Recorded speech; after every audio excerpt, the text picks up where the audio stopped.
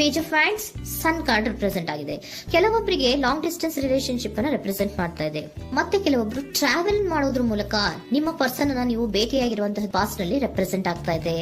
ನಿಮ್ಮ ಪಾಸ್ಟ್ ನಲ್ಲಿ ನಿಮ್ಮ ಲವ್ ಲೈಫ್ ನ ವಿಚಾರದಲ್ಲಿ ಒಂದು ರೊಮ್ಯಾಂಟಿಕ್ ಇತ್ತು, ಒಂದು ರೀತಿಯ ಕ್ಯೂರಿಯಾಸಿಟಿ ಇತ್ತು, ಒಂದು ಎಂಜಾಯ್ ಇತ್ತು. ಕೆಲವೊಂದು ರೀತಿಯ ಮೆಸೇಜ್ ಗಳನ್ನ ಎಕ್ಸ್ಚೇಂಜಿಂಗ್ ಮಾಡ್ಕೋತಾ ಇದ್ರಿ, ಫೋನ್ಗಳ ಮೂಲಕ ಅಥವಾ ವಾಟ್ಸ್ಆಪ್ ಗಳ ಮೂಲಕ ಮೆಸೇಜ್ ಗಳನ್ನ ಕಳಿಸ್ಕೊಳ್ಳುವಂತಹದ್ದು, ಒಂದು ರೀತಿಯ ಕ್ಯೂರಿಯಾಸಿಟಿ, ಎಕ್ಸೈಟ್ಮೆಂಟ್ ಗಳೆಲ್ಲ ನಿಮ್ಮ ಲವ್ ಲೈಫ್ ನ ವಿಚಾರದಲ್ಲಿ ಇತ್ತು.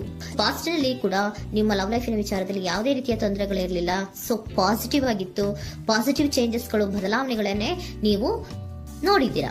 ಯಾವುದೇ ರೀತಿಯ ತೊಂದರೆಗಳೇನು, ಜಗಳಗಳೇನು ಇಲ್ಲದೆ ಇರುವಂತಹದ್ದು ರೆಪ್ರೆಸೆಂಟ್ ಆಗ್ತಾ ಇದೆ. ಅಟ್ ದ ಪ್ರೆಸೆಂಟ್ ಸಿಚುಯೇಷನ್ ಹೇಗಿದೆ? ಈಗಿನ ಸಿಚುಯೇಷನ್ ಕೂಡ ಸೆಕ್ಯೂರ್ ಆಗಿರುವಂತಹದ್ದು. ನಿಮ್ಮ ಲವ್ ಲೈಫ್ ನ ವಿಚಾರದಲ್ಲಿ ಅಟ್ ಪ್ರೆಸೆಂಟ್ ಅಲ್ಲೂ ಕೂಡ, ಈ ಹಿಂದೆನೂ ಕೂಡ ನಿಮಗೆ ಚೆನ್ನಾಗೇ ಇತ್ತು, ಈಗಲೂ ಕೂಡ ಪ್ರೆಸೆಂಟ್ ಅಲ್ಲಿ ನಿಮಗೆ ಕಿಂಗ್ ಆಫ್ ಪ್ಯಾಂಟಿಕಲ್ ರೆಪ್ರೆಸೆಂಟ್ ಆಗ್ತಾ ಇರೋದ್ರಿಂದ ನಿಮಗೆ ಲವ್ ಲೈಫ್ ನ ವಿಚಾರದಲ್ಲಿ ಚೆನ್ನಾಗೇ ಇದೆ. ಸೊ ಒಂದು ಭದ್ರತೆ ಇದೆ. ಲವ್ ಲೈಫ್ ನ ವಿಚಾರದಲ್ಲಿ ಒಂದು ಸಾಮರಸ್ಯ ಇದೆ. ಯಾವುದೇ ರೀತಿಯ ತೊಂದರೆಗಳು ಏನು ಕಾಣ್ತಾ ಇಲ್ಲ. ಸೆಕೆಂಡ್ ಕಾರ್ಡ್ ಬಂದಿರುವಂತಹ ಪ್ರೆಸೆಂಟ್ ಸಿಚುಯೇಷನ್ ಸ್ಟ್ರೆಂತ್ ಇದೆ, ಬಾಂಡೇಜ್ ಇದೆ. ಚೆನ್ನಾಗಿ ನೀವಿಬ್ಬರ ಮಧ್ಯೆ ಒಂದು ಬಾಂಡೇಜ್ ಇದೆ, ಸಾಮರಸ್ಯ ಇದೆ, ಹೊಂದಾಣಿಕೆ ಗುಣಗಳು ತುಂಬಾ ಇದೆ. ಆದ್ರೂ ಕೂಡ ಅಟ್ ಪ್ರೆಸೆಂಟ್ ಅಲ್ಲಿ ಕೆಲವೊಂದು ವಿಚಾರಗಳ ಬಗ್ಗೆ ಅನುಮಾನವನ್ನ ಪಡ್ತಾ ಇರುವಂತಹದ್ದು ರೆಪ್ರೆಸೆಂಟ್ ಆಗ್ತಾ ಇದೆ. ಅಟ್ ಪ್ರೆಸೆಂಟ್ ಅಲ್ಲಿ ನೀವು ಕೆಲವೊಂದು ವಿಚಾರಗಳ ಬಗ್ಗೆ ನಿಮ್ಮ ಮೇಲೆ ನೀವು ಕೆಲವೊಂದು ಡೌಟ್ ಅನ್ನ ಪಡ್ತಾ ಇರುವಂತಹದ್ದು ರೆಪ್ರೆಸೆಂಟ್ ಆಗ್ತಾ ಇದೆ. ನಿಮ್ ಲವ್ ಲೈಫ್ ನಲ್ಲಿ ಕೆಲವೊಂದು ರೀತಿಯ ಭದ್ರತೆಗಳಿದೆ. ಸೊ ಯಾವುದೇ ರೀತಿಯ ತೊಂದರೆಗಳೇನೂ ಇಲ್ಲ, ಒಂದು ರೀತಿಯ ಗುಡ್ ಬಾಂಡೇಜ್ ಇದೆ. ಆದ್ರೂ ಕೂಡ ನಿಮ್ಮಲ್ಲಿ ಯಾಕೋ ಆತ್ಮವಿಶ್ವಾಸ ಇಲ್ಲ, ಆತ್ಮವಿಶ್ವಾಸದ ಕೊರತೆಗಳು ರೆಪ್ರೆಸೆಂಟ್ ಆಗ್ತಾ ಇದೆ. ಯಾವುದೋ ಕೆಲವೊಂದು ಅನುಮಾನಗಳು ನಿಮ್ಮಲ್ಲಿ ನಿಮ್ಮ ಲವ್ ಲೈಫಿನ ವಿಚಾರವಾಗಿ ಇರುವಂತಹದ್ದು ರೆಪ್ರೆಸೆಂಟ್ ಆಗ್ತಾ ಇದೆ. ಏನಾದ್ರೂ ತೊಂದರೆ ಆಗ್ತಾ ಇದೆಯಾ, ನನ್ನ ಲವ್ ಲೈಫಿನ ವಿಚಾರವಾಗಿ ಏನಾದ್ರೂ ತೊಂದರೆ ಆಗ್ತಾ ಇದೆಯಾ ಅಂತ ನಿಮ್ಮಲ್ಲೇ ನೀವು ಅನುಮಾನವನ್ನ ಪಡ್ತಾ ಇರುವಂತಹದ್ದು ರೆಪ್ರೆಸೆಂಟ್ ಆಗ್ತಾ ಇದೆ.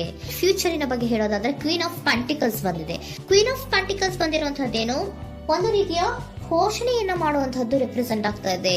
ಯಾಕಂದ್ರೆ ನಿಮ್ಮ ಲವ್ ಲೈಫ್ ನ ವಿಚಾರವಾಗಿ ಅಟ್ ಪ್ರೆಸೆಂಟ್ ಅಲ್ಲಿ ಕೆಲವೊಂದು ವಿಚಾರಗಳಲ್ಲಿ ಸ್ಟೇಬಲ್ ರಿಲೇಶನ್ಶಿಪ್ ಅಲ್ಲಿ ಇದ್ರು, ಒಂದು ಗುಡ್ ಬಾಂಡೇಜ್ ಇದ್ರೂ ಕೂಡ ನೀವ್ ಯಾಕೋ ಕೆಲವೊಂದು ವಿಚಾರಗಳ ಬಗ್ಗೆ ಅನುಮಾನವನ್ನ ಪಡ್ತಾ ಇರುವಂತಹದ್ದು, ಅದನ್ನ ರಕ್ಷಣೆ ಮಾಡೋದ್ರೊಳಗೆ ಹೆಚ್ಚು ಗಮನವನ್ನ ಕೊಡ್ತಾ ಇರುವಂತಹದ್ದು ರೆಪ್ರೆಸೆಂಟ್ ಆಗ್ತಾ ಇದೆ. ಇಮಿಡಿಯೇಟ್ ಫ್ಯೂಚರಿನ ಬಗ್ಗೆ ಹೇಳೋದಾದ್ರೆ ನೀವೊಂದು ರೀತಿಯ ಘೋಷಣೆಗಳನ್ನ ಮಾಡುವಂತಹದ್ದು, ನಿಮ್ಮ ಲವ್ ಲೈಫಿನ ವಿಚಾರವಾಗಿ ಕೆಲವೊಂದು ರೀತಿಯ ಹೆಚ್ಚು ಗಮನವನ್ನ ಕೊಡುವಂತಹದ್ದು, ಯಾವುದೋ ನಿಮ್ಮ ವಿಚಾರಗಳಲ್ಲಿ ಹಿಡಿತದಲ್ಲಿ ಏನ್ ಇಟ್ಕೊಂಡಿದ್ರೋ, ನಿಮ್ಮ ಪೊಸೆಸಿವ್ನೆಸ್ ಅನ್ನ ಏನ್ ಇಟ್ಕೊಂಡಿದ್ರೋ, ಯಾವುದೋ ಕೆಲವು ವಿಚಾರಗಳಲ್ಲಿ ನೀವು ಬಹಳಷ್ಟು ಓಪನ್ ಅಪ್ ಆಗಿ ಮಾತಾಡದೆ, ಯಾವ ವಿಚಾರಗಳನ್ನು ಕೂಡ ಹೇಳ್ಕೊಳ್ಳದೆ, ನಿಮ್ಮಲ್ಲೇ ನೀವು ಕೆಲವೊಂದು ಬೇಜಾರುಗಳನ್ನ ಏನ್ ಇಟ್ಕೊಂಡಿದ್ರೋ ಆ ವಿಚಾರಗಳನ್ನ ನೀವು ಮಾತಾಡುವಂತಹ ಸಾಧ್ಯತೆಗಳು ಇಮಿಡಿಯೇಟ್ ಫ್ಯೂಚರ್ ನಲ್ಲಿ ಕಾಣಿಸ್ತಾ ಇದೆ. ಯಾವುದೋ ಕೆಲವೊಂದು ವಿಚಾರ, ಯಾಕೆ ಯಾವುದೋ ಕೆಲವು ವಿಚಾರಗಳಲ್ಲಿ ನಿಮಗೆ ಅನುಮಾನಗಳು ರೆಪ್ರೆಸೆಂಟ್ ಆಗ್ತದೆ. ಲವ್ ಲೈಫಿನ ವಿಚಾರ, ಪ್ರೀತಿಯಲ್ಲಿ ಯಾವಾಗ ಅನುಮಾನಗಳು ಸೃಷ್ಟಿಯಾಗುತ್ತೋ ನಾವು ಅವಾಗವಾಗ್ಲೇ ಅದನ್ನ ಬಗೆಹರಿಸ್ಕೊಬೇಕು. ನಮ್ಮಲ್ಲೇ ಇಟ್ಕೊಳ್ಳೋದು, ಅಯ್ಯೋ ಏನಾಗ್ತಾ ಇದೆಯೋ ಅಂತ ಕೊರಗೋದು ಅಥವಾ ಏನಾಗ್ಬಿಡುತ್ತೋ ಅಂತ ಭಯ ಪಡುವಂತಹದ್ದು ಏನು ಬೇಕಾಗಿಲ್ಲ. ಯಾಕಂದ್ರೆ ಲವ್ ಇರುವಂತಹದ್ದೇ ನಂಬಿಕೆಯ ಬುನಾದಿಯ ಮೇಲೆ. ಸೊ ನೀವೇನ್ ಮಾಡ್ಬೇಕು, ಏನಾದ್ರೂ ಸ್ವಲ್ಪ ಡೌಟ್ಗಳು ಬಂದಾಗ ನೀವು ಅದನ್ನ ಬಗೆಹರಿಸ್ಕೋಬೇಕು.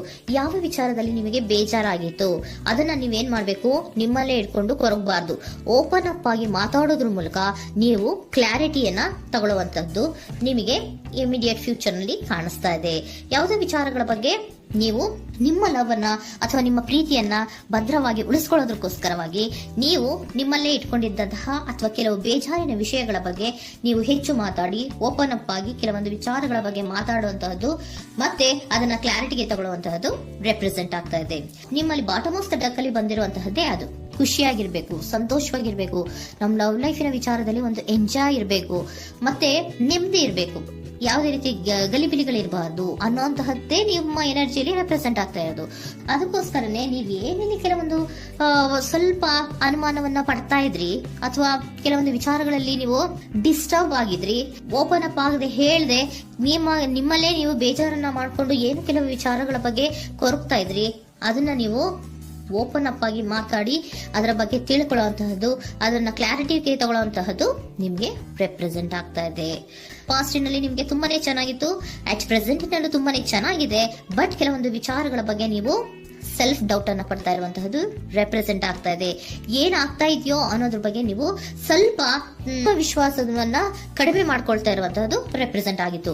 ಬಟ್ ಆದ್ರೆ ಇನ್ ಇಮಿಡಿಯೇಟ್ ಫ್ಯೂಚರ್ ನಲ್ಲಿ ಏನಪ್ಪಾ ಅಂದ್ರೆ ನಿಮ್ಮ ಲವ್ ಲೈಫ್ ಅನ್ನ ನಾವು ಉಳಿಸ್ಕೊಬೇಕು, ನಾನು ಎಲ್ಲವನ್ನ ನಮ್ ಕಂಟ್ರೋಲ್ ಅಲ್ಲೇ ಇಟ್ಕೊಂಡು ಅಥವಾ ಪೊಸೆಸಿವ್ನೆಸ್ ಅನ್ನ ಬೆಳೆಸ್ಕೊಂಡು ನಾನೇ ಬೇಜಾರು ಮಾಡ್ಕೊಂಡಿದ್ರೆ ಸರಿ ಇಲ್ಲ, ನಾನು ಓಪನ್ ಅಪ್ ಆಗಿ ಮಾತಾಡಿ ಕೆಲವೊಂದು ವಿಚಾರಗಳ ಬಗ್ಗೆ ನಾನು ಕ್ಲಾರಿಟಿಯನ್ನ ತಗೋಬೇಕು ಅಂತ ಆಲೋಚನೆಯನ್ನ ಮಾಡ್ತಾ ಇರುವಂತಹದ್ದು ರೆಪ್ರೆಸೆಂಟ್ ಆಗ್ತಾ ಇದೆ.